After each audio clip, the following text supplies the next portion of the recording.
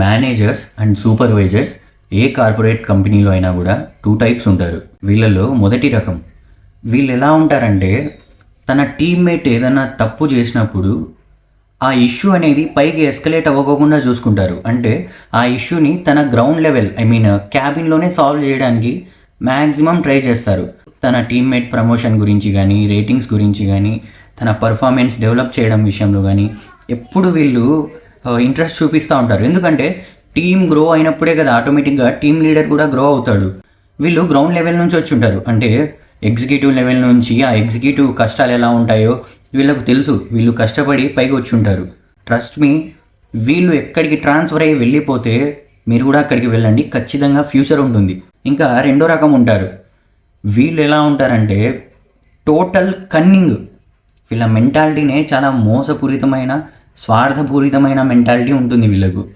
వీళ్ళు ఎలా ఉంటారంటే వాళ్ళ టీమ్మేట్ ఏదైనా తప్పు చేస్తే ఆ ఆఫీస్లో తెలియడానికంటే ముందే హెచ్ఆర్కి మెయిల్ వెళ్ళిపోతుంది. ప్రతి విషయం హెచ్ఆర్కి తెలుస్తూ ఉంటుంది. పైనున్నే సూపర్వైజర్స్, వీళ్ళ సూపర్వైజర్స్కి కూడా పైకి ఎస్కలేట్ అవుతూ ఉంటుంది. చిన్న విషయాన్ని కూడా పెద్ద ఇష్యూ చేసేసి ఆ ఎగ్జిక్యూటివ్ని ఎప్పుడు కూడా డిసిప్లినరీ యాక్షన్ కానీ, పెప్పు కానీ ఇలా చేయాలని వాళ్ళు చూస్తూ ఉంటారు.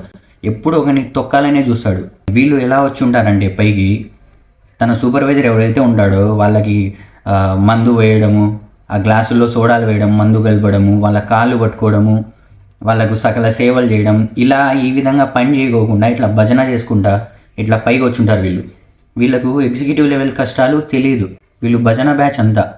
సో నా మాట విని వీళ్ళతో ఈ రెండో రకం మేనేజర్స్తో ఏదైనా మీరు కమ్యూనికేట్ చేసేటప్పుడు కొంచెం జాగ్రత్తగా చేయండి.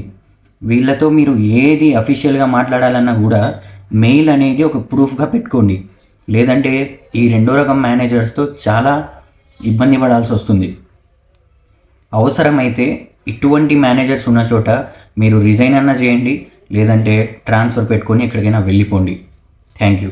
వీడియో నచ్చితే మీ కార్పొరేట్ ఎంప్లాయీ ఫ్రెండ్కి ఈ వీడియోని షేర్ చేయండి. Thank you. నేను మీ అఫ్జల్.